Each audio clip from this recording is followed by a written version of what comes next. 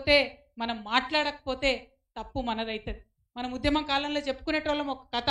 ఏంది, మాట్లాడే చిలుకని తీసుకొని ఒక ఆయన వస్తే వాళ్ళ భార్య పాపం కూర వండి పెడుతుంది.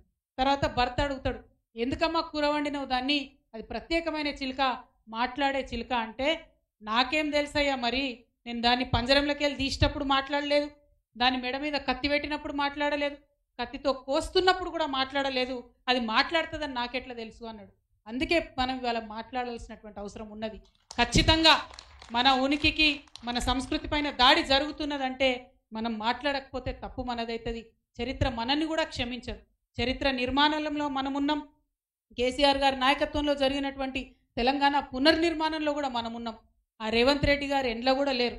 పునర్నిర్మాణం జరిగేటటువంటి దశలో ప్రభుత్వాన్ని అస్థిరపరిచే కుట్ర చేసిరు. ఉద్యమం జరుగుతున్నటువంటి దశలో ఉద్యమకారుల మీద గన్ను ఎక్కిపెట్టినటువంటి వ్యక్తి ఎక్కడా లేడు. కాబట్టి ఎక్కడనో ఒక దగ్గర మరి నా పేరు నమోదు చేసుకోవాలని చేస్తున్నటువంటి వెకిలి ప్రయత్నంగా దీన్ని మనం చూడాల్సినటువంటి అవసరం ఉంది. అయినా ఎత్తి చూపించాల్సినటువంటి అవసరం ఉంది. కాబట్టే ఇవాళ ఈ రౌండ్ టేబుల్ సమావేశం పెట్టుకున్నాం. మరి అద్భుతమైనటువంటి సూచనలు మన వాళ్ళు పెద్దవాళ్ళందరూ కూడా ఇవ్వడం జరిగింది.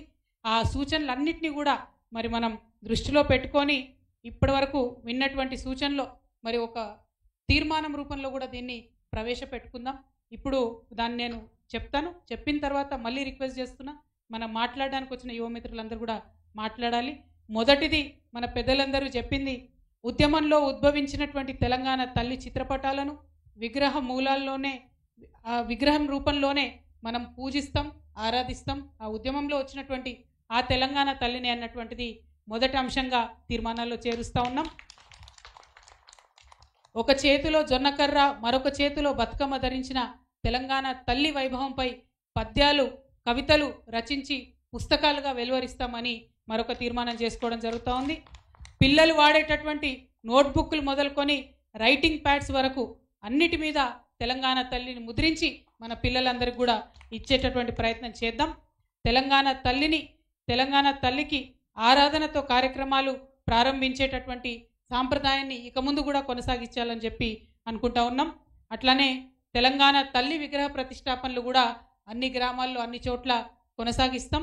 అదేవిధంగా బతుకమ్మ కేవలం అగ్రవర్ణ పండుగ అన్నటువంటి వాక్యాల్ని ఉపసంహరించుకొని తెలంగాణ జాతికి క్షమాపణ చెప్పాలని కాంగ్రెస్ పార్టీని డిమాండ్ చేస్తూ ఉన్నాం.